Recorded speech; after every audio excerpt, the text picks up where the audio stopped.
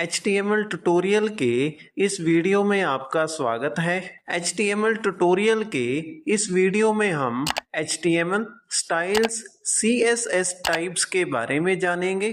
तो HTML styles CSS types के बारे में अच्छे से जानने और समझने के लिए वीडियो को अंत तक जरूर देखिएगा।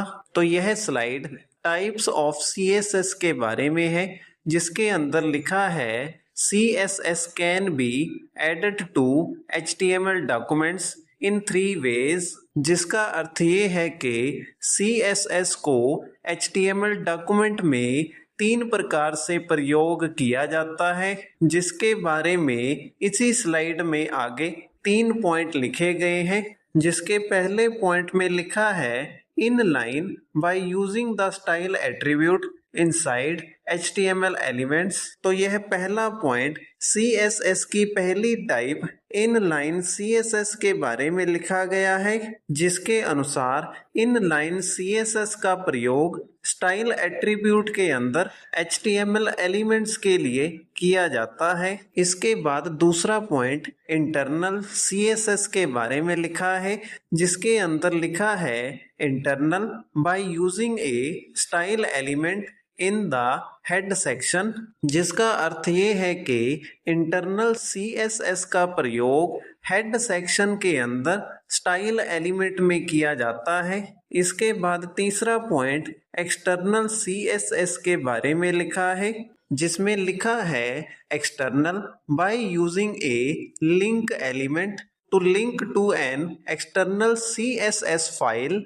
तो एक्सटर्नल CSS की व्याख्या के अनुसार इसमें लिंक एलिमेंट का प्रयोग एक्सटर्नल CSS फाइल को मेन वेब पेज या मल्टीपल वेब पेजेस के साथ लिंक करने के लिए प्रयोग किया जाता है। इसके बाद अगली इस स्लाइड में HTML इनलाइन CSS के बारे में लिखा गया है, जिसके पहले पॉइंट में लिखा है an inline CSS is used to apply a unique style to a single HTML element, जिसके अनुसार इनलाइन CSS का प्रयोग किसी सिंगल HTML एलिमेंट को यूनिक स्टाइल देने के लिए प्रयोग किया जाता है।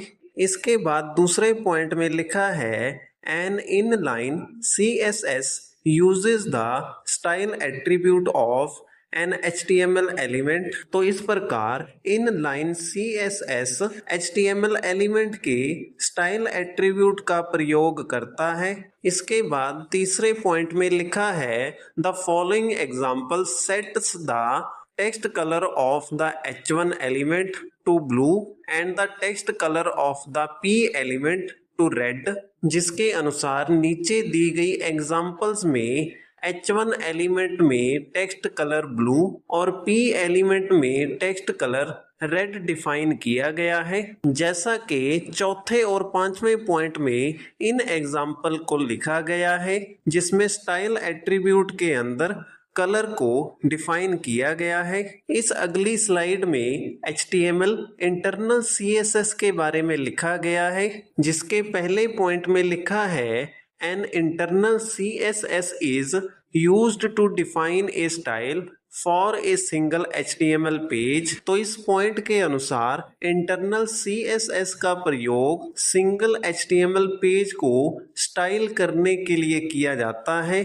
इसके बाद सेकंड पॉइंट में लिखा है an internal CSS is defined in the head section of an HTML page within a style element। तो इंटरनल CSS को हेड सेक्शन के अंदर HTML पेज में डिफाइन किया जाता है, जिसके बाद स्टाइल एलिमेंट का प्रयोग किया जाता है। इसके बाद तीसरे पॉइंट में लिखा है the following example sets the text color of all the H1 element on that page to blue and the text color of all the P elements to red. In addition, the page will be displayed with a powder blue background colour.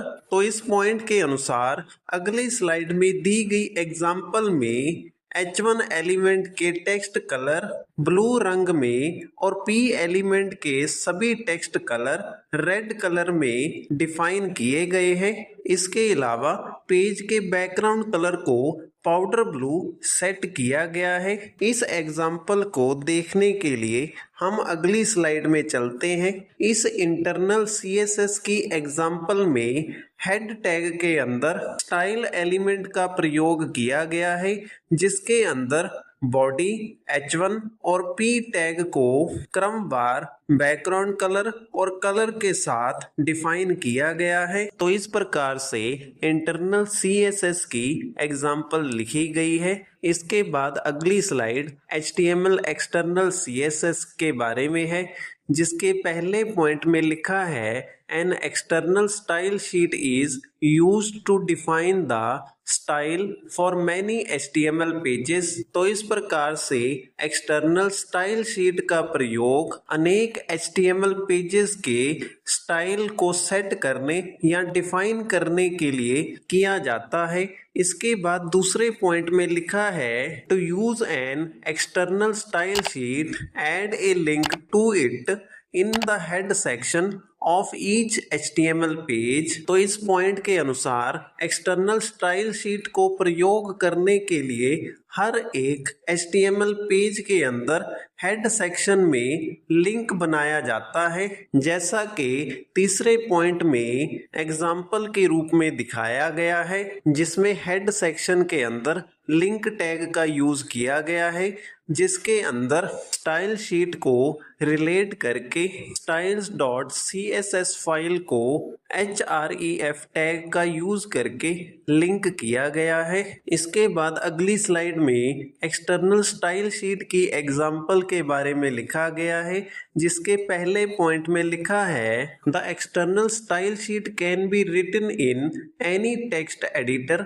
The file must not contain any HTML code and must be saved with a .css extension. तो इस point के अनुसार external style sheet को किसी भी text editor के अंदर लिखा जा सकता है और इस फाइल में किसी भी प्रकार का HTML कोड नहीं होना चाहिए और इस फाइल को .css एक्सटेंशन के साथ सेव किया जाता है। इसके बाद दूसरे पॉइंट में लिखा है Here is what the styles.css file looks like, जिसके अनुसार इसके बाद styles.css फाइल किस प्रकार से लिखी जाती है की एग्जाम्पल लिखी गई है, जो कि एग्जाम्पल तीसरे पॉइंट में लिखी गई है, जिसमें बॉडी H1 और P एलिमेंट को उनके कलर्स के साथ डिफाइन किया गया है। तो इसी के साथ हमारी इस वीडियो का topic types of CSS styles यहीं पर समाप्त होता है। अगर आपको वीडियो अच्छा लगा तो वीडियो को लाइक करें और इसी प्रकार से निरंतर वीडियोस प्राप्त करने के लिए हमारे चैनल को सब्सक्राइब करें।